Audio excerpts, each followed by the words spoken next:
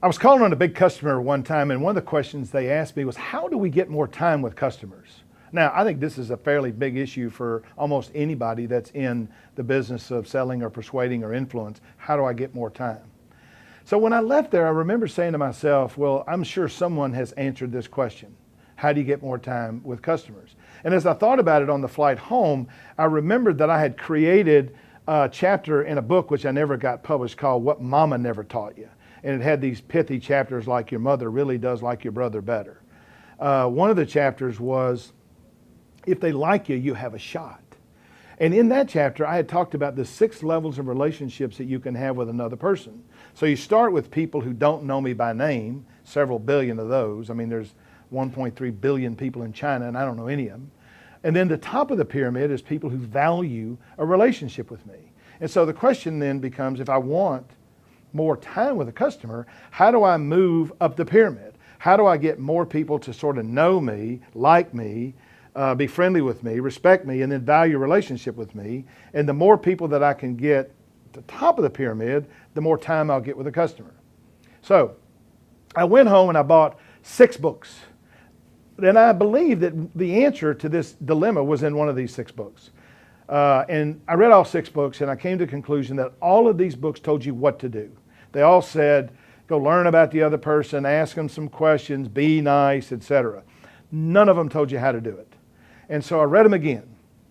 And then I decided, after reading them the second time, that all relationships are built the same way. Relationship building. Relationship building, whether it's personal or professional, goes through a 3-step process, and it goes through that process sequentially. The first step is what I call what you think. So I have to decide I want a relationship with another person. I have to decide that not only do I want a relationship with that other person, I want a relationship with that person, and I think they would want one with me. So if you don't think they would want one with you, you'll be right.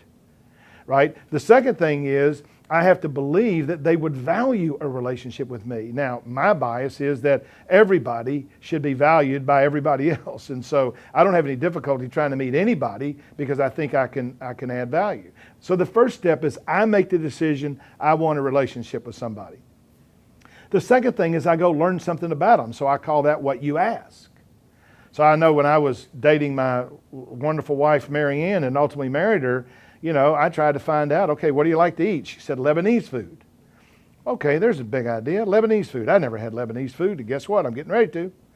And because I know that this is what she likes. I find out what does she like to do when she's not working. I find out about her family. I'm asking questions, and those questions are designed to tell me what they treasure. What they're also designed to do is that when you are answering questions of someone who's genuinely interested in you, there's this thing that goes on in your brain that says, I like this, I like this, I like this, and I have a tendency to want more of it. So it starts with what you what you think, and next is what you ask, and lastly, all relationships are built on actions. And so the last one is what you do. So what do you do with this information? Mary Ann, my wonderful wife, loves Lebanese food. So for our anniversary, I don't take her to an Italian restaurant. I take her to a Lebanese restaurant. It's an action consistent with what I know is important to that person. So I'm constantly thinking about what actions can I take that prove that I am unselfish, that I am thoughtful, and that I genuinely care about this person. And when I do that, I can build relationships with almost anybody. But it starts with what you think. Then you got to go learn something about them, and then you got to do something. So it's what you think, what you ask, and what you do. That is the relationship edge process.